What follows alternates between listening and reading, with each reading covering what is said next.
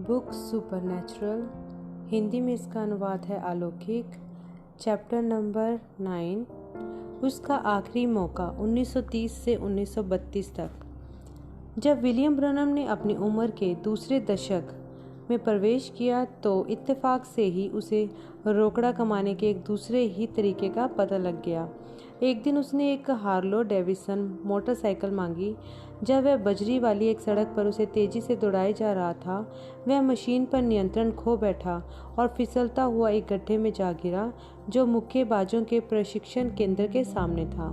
कई आदमियों ने उसे उस दुर्घटना को होते देखा और दौड़कर सड़क के पार उसके पास आ गए, यह देखने के लिए कि उसे चोट तो नहीं लगी है। सौभाग्यवश बिली को कोई गंभीर चोट नहीं आई थी, पर वह उठकर गाड़ी चलाकर वापस चले जाने के लिहाज से थोड़ा ज़्यादा ही घबरा गया था। सो उन आदमियों ने उसे अंदर आने का और कुछ मुकाबलों को देखने का निमंत्रण दिया, जब तक कि वह बेहतर महसूस न करने लगे। जैसे ही बिली ने कमरे के अंदर प्रवेश किया, प्रशिक्षकों में से एक, जिसका नाम था जॉर्ज 6 सेकंड स्मिथ, ने चिड़िया के एक पिंजरे का दरवाज़ा खोला। उसमें से एक कैनेरी पक्षी उड़कर बाहर निकली, जो कमरे में इतनी तेजी से उड़ रही थी कि स्मिथ उसे पकड़ नहीं पा रहा था।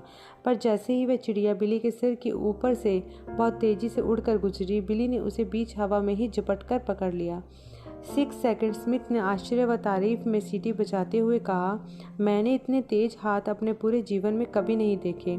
अरे जवान, क्या तुमने कभी पैसे के लिए मुक्केबाजी का मुकाबला लड़ने के बारे में सोचा है?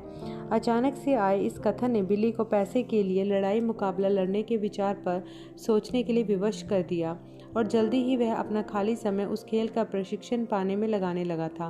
वह एक दिन में 6 या 7 मील दौड़ता था और तब प्रशिक्षण कैंप में पहुंचता था, जहां पर वह मुक्के मारने वाले थैले पर मुक्के चलाता रहता था, जब तक कि कोई न कोई मुक्केबाज उसे अपने साथ मुकाबला करने को घेरे में ही न बुला लेता था।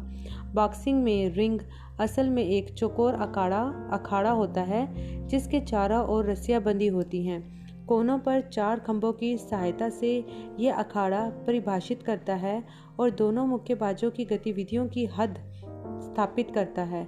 बिली को मुक्केबाजी करते देख कर 6 सेकंड स्मिथ जल्दी ही बिली को तेजी से ज़्यादा उसकी दृढ़ता से प्रभावित हो गया था।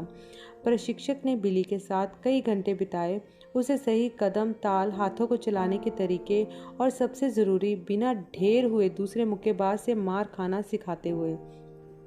जॉर्ज स्मिथ को अपना उपनाम अपनी पहली पेशेवर लड़ाई के बाद मिला था, जब उसने अपने प्रतिद्वंदी को 6 सेकंड में ही चित कर दिया था। स्मिथ बिली से लगभग 8 वर्ष बड़ा था, तकरीबन 35 पाउंड ज़्यादा भारी था और वह उनमें सबसे खूंखार आदमी था जिनसे बिली अभी तक कभी भी मिला था। पहली बार जब बिली अपने प्रशिक्षक के साथ रिंग में आया था, 6 सेकंड ने उसे बेरहमी से पीटा था। एक बार तो 6 सेकंड ने बिली को इतनी जोरदार वार किया था कि वह रस्सियों के ऊपर से उड़ता हुआ रिंग के बाहर रखी हुई कुछ फोल्डिंग कुर्सियों पर जाकर गिरा था। बिली को उठने में फिर लंबा समय लग गया था। अंत में जब उसकी सांस वापस लौटी तो वह बोला, 6, तुम्हें मेरे साथ वैसा ही क्यों करना था?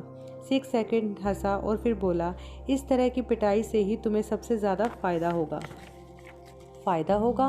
इससे मेरा फ़ायदा कैसे हो सकता है? तुमने तो मुझे लगभग मार ही डाला था। देखो बिली, मुझे इससे मतलब नहीं है कि तुम शारीरिक रीति से कितने स्वस्थ हो। किसी भी समय जब तुम पर चोट पड़ती है या तुम्हारे तंत्रों को झटका आघात पहुंचाता है और हृदय में लहू के बहाव को रोक देता है, बॉक्सिंग में तुम्हें यह सीखने की ज़रूरत होती है कि एक ज़ोरदार घातक मुक्के को कैसे झेलें और फिर तुरंत वापस आ जाएं। यदि तुम्हारा शरीर तुरंत वापस लौट पाने का अभ्यस्त ना हो, तुम वहाँ पड़े रह जाओगे और गिनती पूरी हो जाएगी। पर यदि तुम अभ्यस्त हो गए तो पटकी खाने के बावजूद भी तुम जल्दी ही वापस उठकर खड़े हो जाओगे। सो मैं इसी तरह प्रशिक्षण करता हूँ। हो सकता है कि तुम मुझे अभी पसंद ना करो, पर तुम मुझे तब सराहोगे जब मुकाबले में पहुँचोगे। बिली फिर से रिंग में चढ़ गया और चालू हो गया। अंततः उसे अपने ऊपर इतना नियंत्रण हो गया कि 6 सेकंड भी यदि उसे पेट में पर्याप्त जोर से मुक्का मारता कि वह जाकर रस्सियों में जा टकराए, तो इससे भी बिली को अंतर नहीं पड़ता था। वह तैयार रहता लड़ते रहने को। जैसे ही वह अभ्यास में पिटाई खाते हुए 8 या 10 राउंड तक भी रिंग में बने रहने तक पहुंच जाता तो उसे गोल्ड ग्लोव्स अव्यावसायिक बॉक्सिंग प्रतियोगिता में भाग लेने को मिल जाता। बिली रिंग में सफल होने लगा, चाहे केवल अभ्यास हो या इनामी प्रतियोगिता में लड़ना हो। वह उसमें अपना सब कुछ उड़ेल देता। बॉक्सिंग से उसकी भावनाओं को निकलने की जगह मौका मिलती रही। जितना भी गुस्सा और कश्मकश उसके अंदर इतने लंबे समय से भरी हुई थी, उसकी बाहों को ऐसे चलाती थी जैसे कि शॉटगन दग रही हो। उसकी गति, तेजी और दृढ़ता उसे एक विजय के बाद दूसरी दिलवाती चली गई। प्रत्येक जीत ने उसे प्रशंसा सुलगाई और बिली का आत्मविश्वास ऊंचा उठता चला गया। पहले कभी भी उसे इतनी पहचान और स्वीकृति नहीं मिली थी। उसे ऐसे लगने लगा जैसे वह कोई महत्वपूर्ण व्यक्ति हो। एक व्यवसायी के रूप में बॉक्सिंग करते हुए वह कभी कोई लड़ाई नहीं हारा था। गोल्ड ग्लोव्स प्रतियोगिता में 1 वर्ष के बाद वह पेशेवर बन गया। उसने 15 पेशेवर लड़ाइयाँ एक कतार में जीत ली, जिसमें एक बैंटन भार की प्रादेशिक चैंपियनशिप भी शामिल थी, जिसमें 3 प्रदेशों ने मुक्केबाज आए थे। अब वह यह समझने लगा था कि वह अपराज्य है। फिर एक रात उसे अपनी बराबरी का एक मिल गया। उसकी लड़ाई नियत हुई पश्चिमी वर्जीनिया के चैंपियनशिप मुक्केबाज बिल प्रिट्जर्ड के साथ। यह मैच रखा गया था इवांसविल, इंडियाना में। बिली ब्रैनम अपने दोस्त हॉवर्ड मैकलीन के साथ इवांसविल तक गाड़ी से गया, जो कि वेल्टर भार का एक मुक्केबाज था, और उस शाम को उसका भी एक मैच था। उन्होंने उस दोपहर 3 बजे खाना खाया और फिर वापस अखाड़े की ओर पैदल चल निकले ताकि थोड़ी देर आराम भी कर सकें। इससे पहले कि उनके हाथ को लड़ाई के लिए लपेटा जाए, बिली एक नीला सूट पहना था। उसने जेब से कंघी निकाली और अपने घने काले बाल बना लिए। हॉवर्ड ने अपने साथी को देखकर सीटी बजाई। तुम्हें मालूम बिली, तुम एक छोटे बैप्टिस्ट प्रचारक से दिखाई पड़ते हो। बिली गुस्से से भर उठा। वह हमेशा ही बेइज्जती के लिए बड़ा असहनशील था और उसकी निगाह में हर एक प्रचारक एक छोकरी नुमा ही होता था। 1 मिनट ठहर जा हॉवर्ड, तुझे थोड़ा मुस्कुरा भी लेना चाहिए था, वह कहते हुए बिली ने अपनी टांगे चौड़ाई और अपने मुक्के तान लिए, जबकि हॉवर्ड उससे 30 पाउंड ज्यादा भारी था। बिली उससे भिड़ने के लिए भी तैयार था, पर हॉवर्ड हंसा, यह बोलते हुए कि यह बस एक मजाक था। सो बिली के मुक्के नीचे आ गए। उस रात रिंग में बिली अपने प्रतिद्वंदी के रफ्तार और ताकत से चकित हो गया था। प्रिट्जर्ड ने उस पर ऐसे प्रचंड रूप से प्रहार किया कि बिली उसकी बराबरी ना कर सका। अपने बॉक्सिंग के पेशे में उसे पहली बार अपने लिए अनिश्चितता महसूस हो रही थी। मैच के शुरुआती हिस्से में ही जब उसे पहली बार यह एहसास हो गया था कि वह मुश्किल में है, वह तब भी यह आशा कर रहा था कि वह प्रिट्जर्ड से लड़ाई बराबरी पर ड्रॉ कर लेगा। पर जैसे जैसे लड़ाई आगे बढ़ी और बिली ने लगातार वारों को झेला, उसे यह अचंभा होने लगा था कि क्या प्रिट्जर्ड उसे मार ही डालेगा। लड़ाई के अंत के पास जब बिली राउंडों के बीच स्टूल पर बैठकर आराम कर रहा था, उसने छत की ओर निगाहें उठाकर चुपचाप यह प्रार्थना की, खुदावंद, यदि आप मुझे इसमें से जीवित निकाल लाए तो मैं आपसे वायदा करता हूँ कि बॉक्सिंग छोड़ दूंगा। उस रात के बाद बिली कभी बॉक्सिंग रिंग में वापस नहीं लौटा। एक दिन 1931 की शरद ऋतु में बिली न्यू एल्बनी गैस वर्क्स में मीटरों की मरम्मत कर रहा था। रिसावों की जांच करते हुए गैस ने उसे बेहोश कर दिया और वह फर्श पर गिर गया। इस दुर्घटना के दुष्प्रभाव उसे बाद में आगे चलकर लगातार परेशान करते रहे। उसका सिर दर्द होता था, उसकी दृष्टि धुंधला गई, उसे खाने में परेशानी होने लगी, उसका पेट खराब हो गया और जब जब भोजन पदार्थ अंदर जाता दर्द होने लगता और पाचन अमल ऊपर गले तक में चढ़ जाते थे, जिससे उसके मुंह में जलन हो जाती थी। उसके मालिक लोक सेवा इंडियाना ने उसे लुईविल, केंटकी में कई एक चिकित्सा विशेषज्ञों को दिखाने के लिए शुल्क प्रदान किया, परंतु उन डॉक्टरों को उसकी समस्या की असली वजह तक पहुंचना मुश्किल हो रहा था। बार बार की गई जांचों के पश्चात उन्होंने अंततः यह अनुमान लगाया कि उसे अपेंडिसाइटिस हो गया है। इससे बिली को बड़ा आश्चर्य हुआ, क्योंकि दर्द उसके आमाशय में होता था, ना कि एक और। परंतु विशेषज्ञों ने उसे समझा राजी कर दिया कि गैस के द्वारा जहर लगने ने जांच में केवल मात्र भ्रम को ही पैदा किया है और अपेंडिक्स की परेशानी के लक्षणों को छिपा दिया है। वे इसी बात पर जोर दे रहे थे कि उसकी अपेंडिक्स सूज गई है और उसे निकालना जरूरी है। बड़े झिझकते हुए बिली ऑपरेशन के लिए राजी हो गया, लेकिन एक शर्त पर कि वे चेतना शून्य करने वाले औषधि को स्थान विशेष तक ही सीमित रखेंगे। 14 वर्ष की उम्र में हुए ऑपरेशन की बड़ी भयानक यादें थी उसकी, जबकि उसके पैरों का कचुम्मर बन गया था शॉटगन बंदूक की गोली से। उस समय वह चेतना शून्य करने वाली औषधि के प्रभाव से पूरी तरह बाहर भी नहीं आ सका था और वह उस भयंकर अनुभव को तो कभी भूल ही नहीं सकता था जब वह गिरता चला जा रहा था बर्बाद और भटकती रूहों के आयाम में। वह अंधकार, वह धुंध, वह अकेलापन और वह घिनौने चेहरे, वह उस स्थान को दोबारा कभी देखना नहीं चाहता था। घबराहट और डर के मारे बिली चाहता था कि ऑपरेशन के समय कोई ऐसा उसके पास रहे जो प्रार्थना करना जानता हो। सो उसने स्थानीय फर्स्ट बैप्टिस्ट चर्च के प्रचारक सेवादार से कहा कि उसके साथ वहां खड़ा रहे। अपेंडिक्स को सफलतापूर्वक निकाल दिया गया और बिली को स्ट्रेचर पर वापस उसके कमरे में पहुंचा दिया गया। अस्पताल के बिस्तर पर पूरी तरह होश में लेटे लेटे बिली को महसूस हुआ कि उसकी नाड़ी मिनट दर मिनट हल्की पड़ती जा रही है। उसने नर्स को बुलाने की चेष्टा की, परंतु उसकी आवाज़ तो बस एक फुसफुसाहट मात्र ही रह गई थी और उसकी बाहें हिलने के लिए बहुत कमज़ोर हो गई थी। उसकी सांसें हल्की हो गई, उसके दिल की धड़कन भी धीमी पड़ती चली गई, जब तक कि ना के बराबर ना हो गई। उसने सोचा, क्या यह मृत्यु है? क्या मैं जा रहा हूँ? उसके कमरे की रोशनी मध्यम होती चली गई, दीवारें धुंधली हो गई और उनका रूप बदलकर वृक्षों के समान सा हो गया। ऐसा प्रतीत हुआ कि वह एक सर्द अंधकार में जंगल में है। कहीं दूर से उसे हवा के बहने की आवाज़ सुनाई दे रही थी। पहले तो बहुत हल्की थी, पर वह शोर आवाज़ धीरे धीरे बढ़ती गई उसके पास आते हुए। बिली का मन डर से भर गया। यही है वह, यह मृत्यु है जो मुझे ले जाने को आ रही है। उसने प्रार्थना करने की चेष्टा की, परंतु उसे शब्द न मिले। हवा पास और पास आती चली जा रही थी, जब तक कि आसपास के पेड़ों की डालियां उसके जोर से हिलने ना लगी। फिर सब कुछ बदल गया। अंधकार में जंगल अचानक से गायब हो गया और बिली ने स्वयं को एक विशालकाय चांदी के रंग के चिनार वृक्ष की परछाई में खड़ा पाया। वह उसी वृक्ष के समान प्रतीत होता था जैसा कि वह था जिससे बचकर निकलने का वह प्रयत्न करता रहा था, तभी से जब उसके लड़कपन के समय में वह उससे बुरी तरह डरा था। हवा रुकी हुई और दबाव बनाती हुई से प्रतीत होती थी, जैसे किसी ऐसे दिन जब आर्द्रता 99% हो।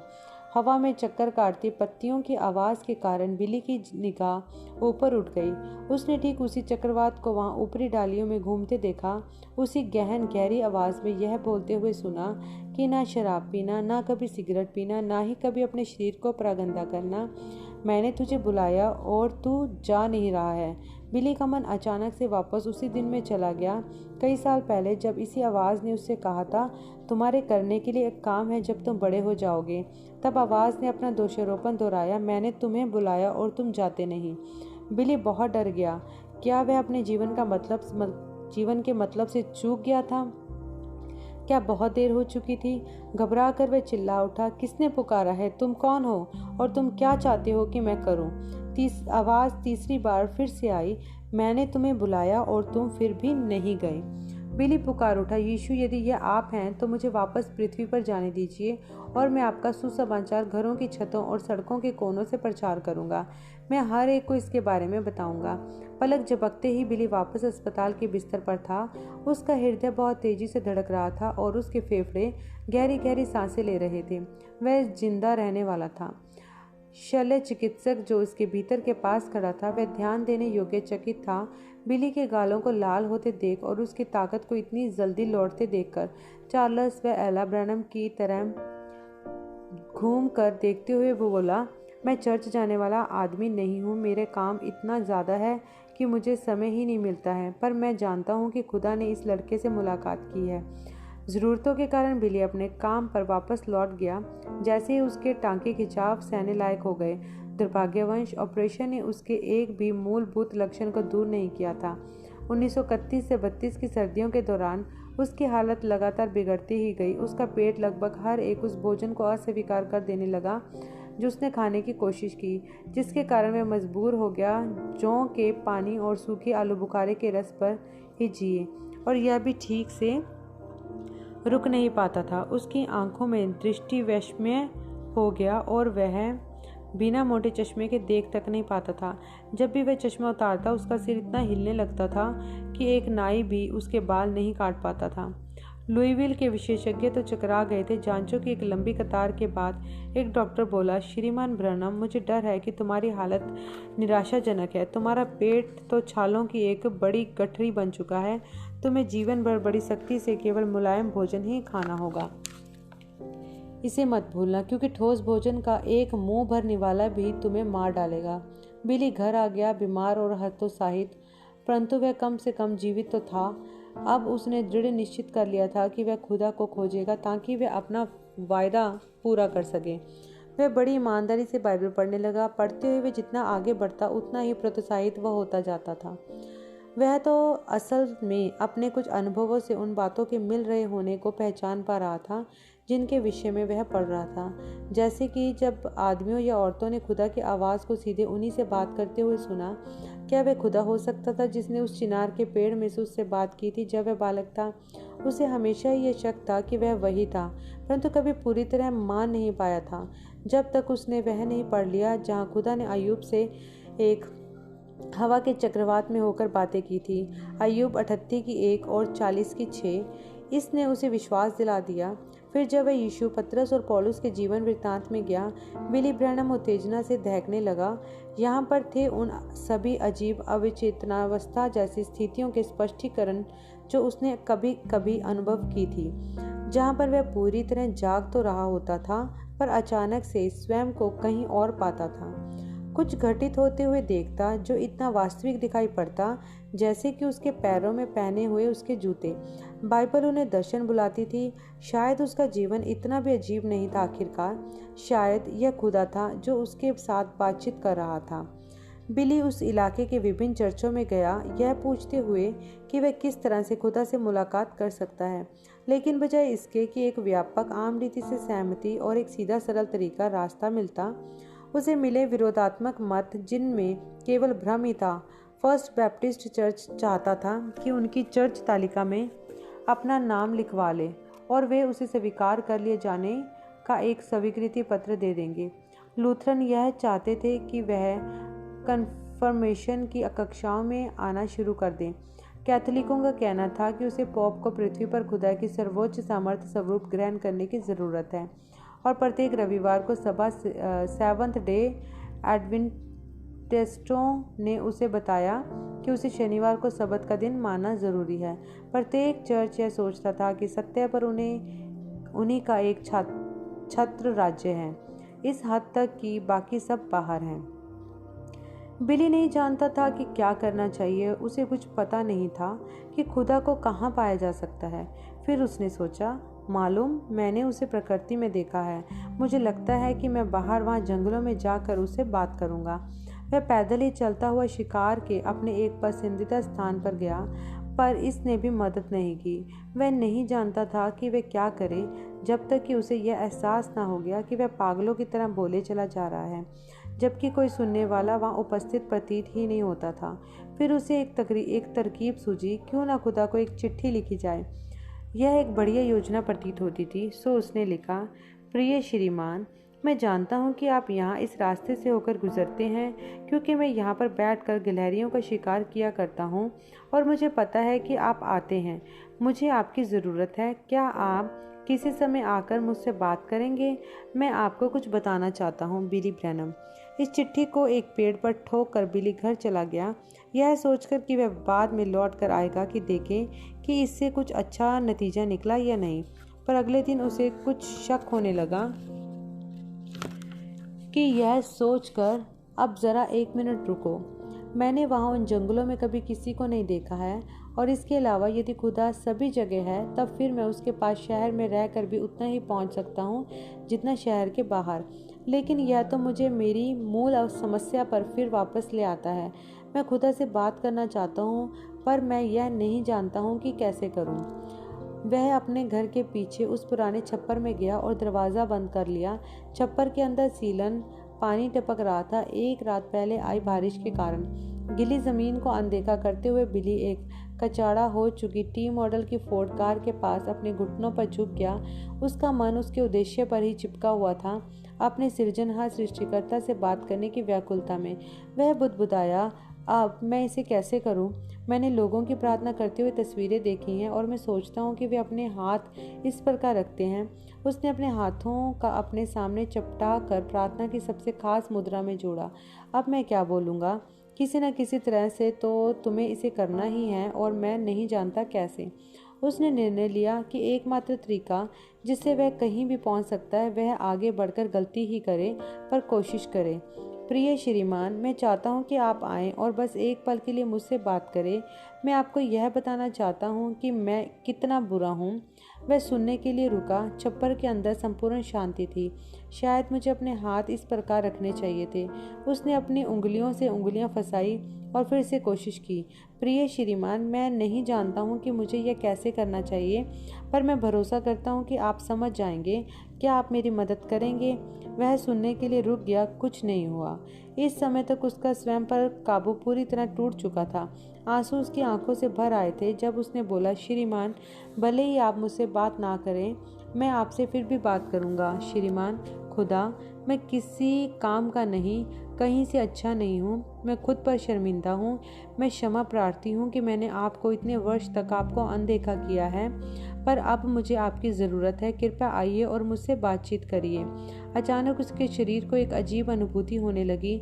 जब उसने अपनी आंखों को खोला और अपना सिर उठाकर, डर की एक लहर उसकी रीढ़ में चढ़ती चली गई। ठीक उसके सामने एक तेज सुनहरी ज्योति तैर रही थी, जो कि हवा में सिद्धता से एक क्रूस का आकार बनाए हुए थी।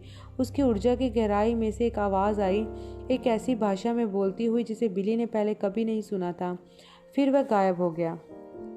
बिली अपने घुटनों पर ही बना रहा, बेदम और सुन, हिलने तक में असमर्थ। अंततः उसने कुछ ताकत इकट्ठी की और कहा, श्रीमान, मैं आपकी भाषा नहीं समझता हूँ, पर मुझे इतना समझ में आ गया कि मेरी जगह उस क्रूस में कहीं होनी चाहिए और मेरे पापों को वहीं पड़ा होना चाहिए। यदि आप मुझे क्षमा कर दें तो बस वापस आकर मुझसे अपनी ही भाषा में फिर से बात करें।